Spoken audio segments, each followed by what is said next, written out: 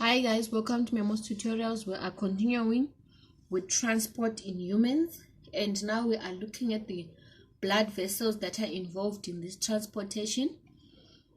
We have got the arteries, we have got the veins and the capillaries, and our capillaries being the smallest, right?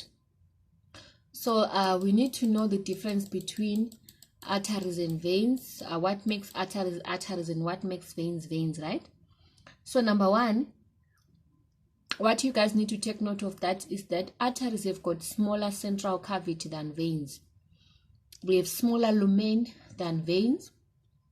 Arteries, they're actually thicker and more elastic and muscular. They've got more elastic and muscular walls than the veins. And there's something special about veins. Veins, they've got valves, while arteries, they don't have any valves. The blood flows slower, smoother, and at very low pressure in veins. Very low pressure in veins. But then in the arteries, the blood will be under pressure, right? It will be at higher pressure and it will be faster, right?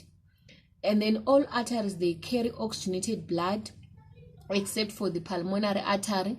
I'm sure you saw our pulmonary artery being the one taking the deoxygenated blood from our heart to the lungs. And then all veins, they carry deoxygenated blood except for the pulmonary artery, for the pulmonary vein, which actually brings the oxygenated blood from the lungs to the heart, right? I'm sure you've noticed when you looked at the heart to say the arteries, they carry blood away from the heart, while the veins, they carry blood towards the heart, right? Meaning to say the arteries, they carry blood from the heart to the body. Veins, they carry blood from the body to the heart. So the blood now carried by arteries, it's actually bright red in color because it's oxygenated, most of it. But then the one that is carried by veins, it's what? It's dark red in color. And blood in arteries flow due to the pumping of the heart, while veins flow due to the construction of the heart.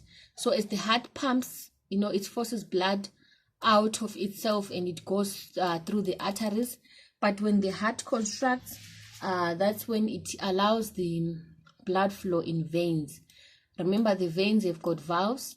What's the function of valves? The valves, they prevent the backflow of blood. Remember, the blood in veins, it's at low pressure, and imagine her blood from your toes going all the way up to your heart. Chances are high it might want to go back. But then because of these valves, all thanks to these valves, your blood will not be able to go back, right? It will just flow in one direction. And what are the components of blood? Actually, blood is made up of plasma. We've got the blood cells, we've got platelets.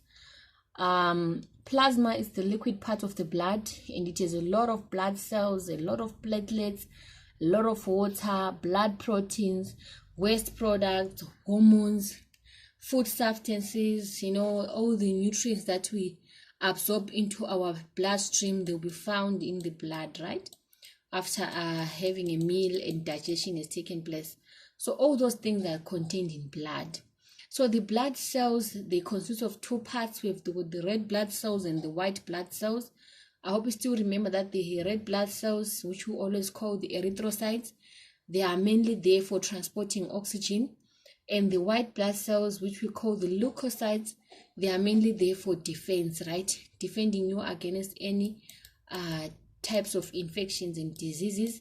We also have platelets, which are also known as thrombocytes, and these ones, they cause blood to clot, meaning to say when you cut yourself, they are the ones that makes your blood to stop bleeding. That stops you from bleeding. Your blood will thicken and form a clot. It's all because of the platelets, right? And how do they work? They work hand in hand with fibrinogen. This fibrinogen, it forms what to form fibrin, which actually makes your blood to clot. Okay, and then we have factors that may affect your heart, and cause diseases and cause malfunctioning of your heart.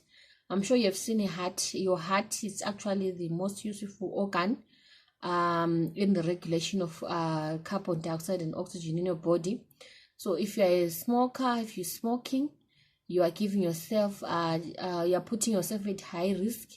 If you are stressed, you stress too much, you are straining your heart. And if you are undernourished, you are not getting enough nutrients, you are also affecting your heart. And if you are obese, meaning you eating a lot and you are overweight, way overweight, you have high chances of having heart diseases.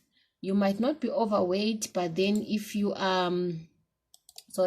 if you lack exercise, if you do not exercise, you're just someone who moves from who's always walking, like driving. Walking can be a form of exercise. You are always driving, you don't have time to exercise, you also have high chances of suffering from heart diseases. So basically that's all on transporting humans. Hopefully you guys are benefiting from these videos. For more videos like this, please don't forget to subscribe to our channel and also to click the notification button.